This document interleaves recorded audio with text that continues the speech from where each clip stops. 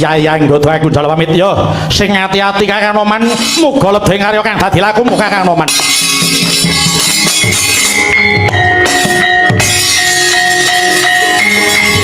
Ah, ngono.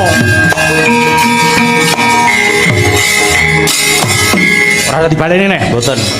Wah, dibaleni tenono wis isin-isinke aku.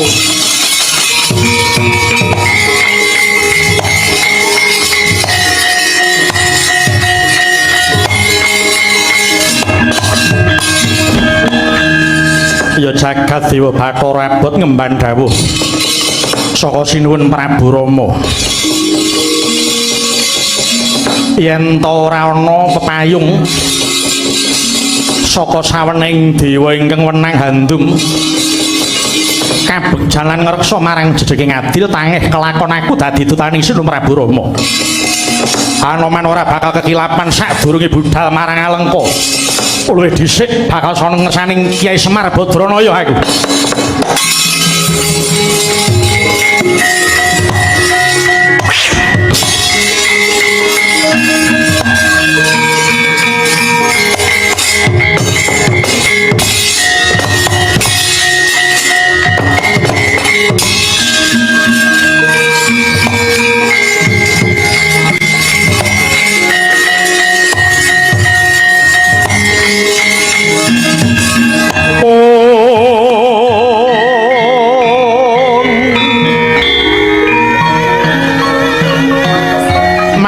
Tiasmong winangun hening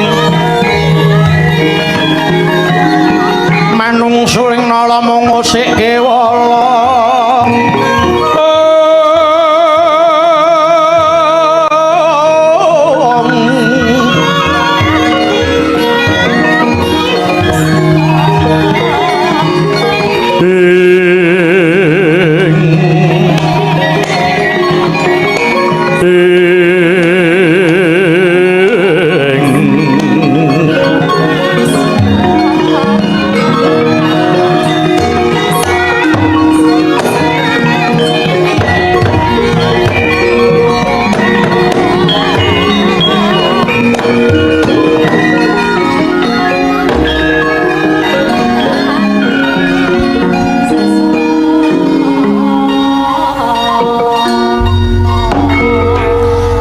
Sarada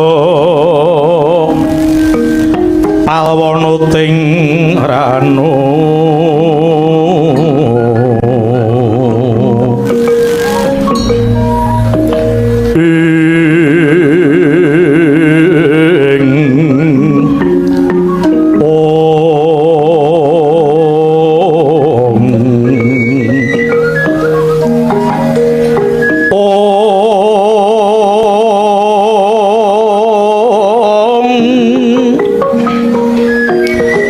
sing karasanira dening kanyut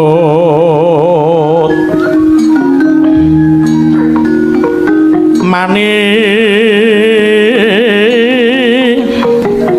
selingi raga Gusti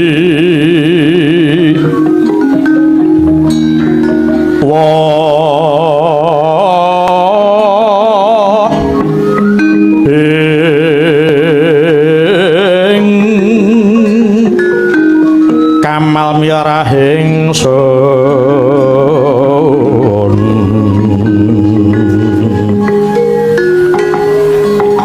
oh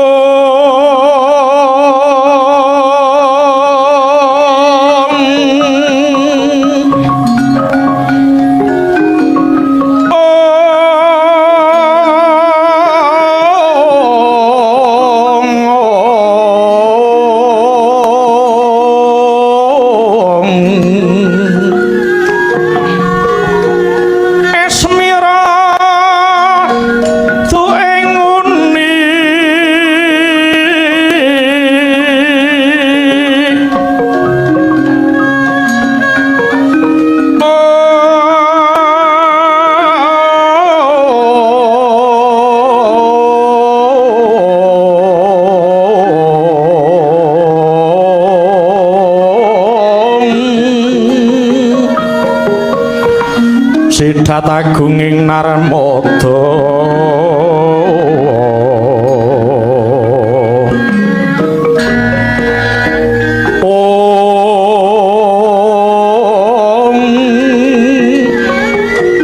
sajroning guling pangucape janmanendra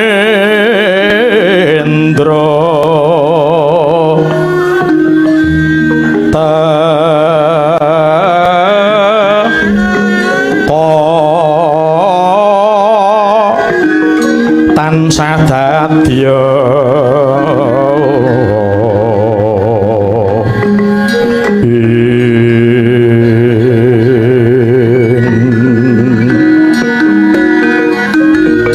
linduran kewala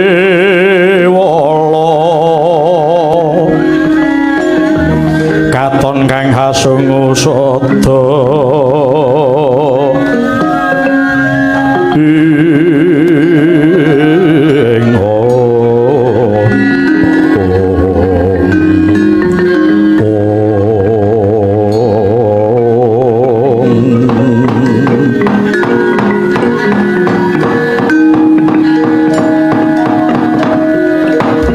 Blas alampeng Diananoman ingkang kanremung nagari Ngalengka datan kinocap Risanganoman Giya Kampir wonten wismaning ki Lurah Semar Badranaya mring Karang Gedempel datan karasa lampahing Sang Duta wis ngancik ing wanci Madya Ratri kayune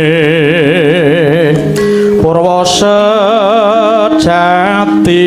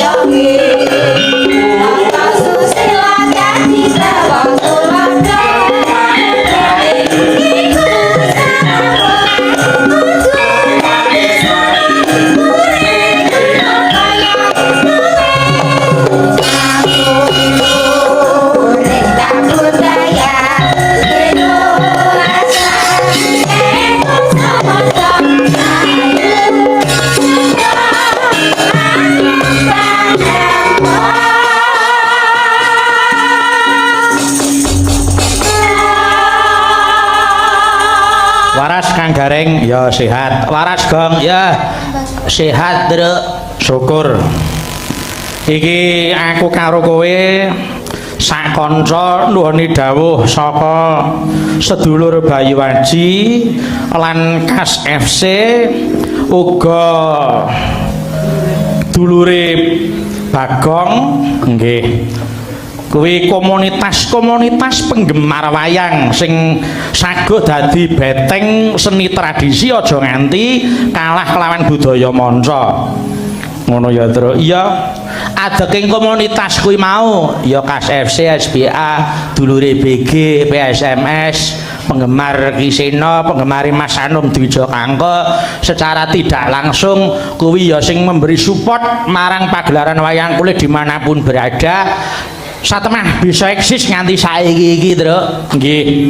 Mila kula ngaturaken panuwun jurung pandonga saking para kadang SBA khususipun ingkang ndadosaken pamecut batos kula. Wabil khusus kula ngaturaken panuwun dhateng tiyang sepuh kula Bapak Haji Anom Surata. Nadyan to panjenengane ora mbobot sangang sasi ning panjenengane sing gendong Petruk iso nganti ngerti jagat saisine iki. Nggih. Secara tidak langsung biyen ya bapak kuwi saking kerepe sing ngasta mula arang-arang pethuk yen aku sekolah bali sekolah bapak wis tindak ning ya mung ngrungokke rekaman ndelok nalikane bapak ngasta cedhak ya tak susul nggih. Sak propirane pancen Petruk madeg iki yen tanpa ana panjenengane ora dadi apa-apa. Iya. Mula ngaturke panuwun dasare Om Bagong ya ndongake karo ponakane nggih. Kabeh sedulur sing padha nyengkuyung Petruk ya aku ngaturke panuwun utamane kulawargaku, bojoku sak anak-anakku ya padha nyengkuyung karo awakku iki. Tur bengi iki dasare dijunjung kelawan warga sedulur Bayu Haji lan Kas FC. Iki ujube temu kangen. Temu kangen karo ngunduh mantu sing duwe gawe aku mantene bapak. Dadi iki wah angkem iki nek punika Allah bapak gemujeng niku wis lega aku nggih. Bapak iki remenane mung kari sambel welut saiki. Wis mung kari nari wetenge pengin bangsa sambel welut kari ning Bolo Pleret. Terus bangsa sop ikan ning Kerten. Ya, iya. Nek bangsa wah panganane kene iki cekake enak kabeh. Ya matur nuwun karo adhiku Tidar Nduk Sima sing ora jeleh nyawang karo raine Petruk jedal jedul rene nggih. Matur nuwun aku ya diwangi-wangi apa kuwi gawe anu nguripke channelku sing wis 2 tahun 3 tahun ding nggih. Nalika semono wis duwe channel ning ora update aku iki nggih. Iki wis bisa urip meneh iso kanggo srawung lumantar media sosial ning yo ngati-ati mergo medsos iki saiki apa kuwi pengaruhe ning masyarakat iki gedhe banget.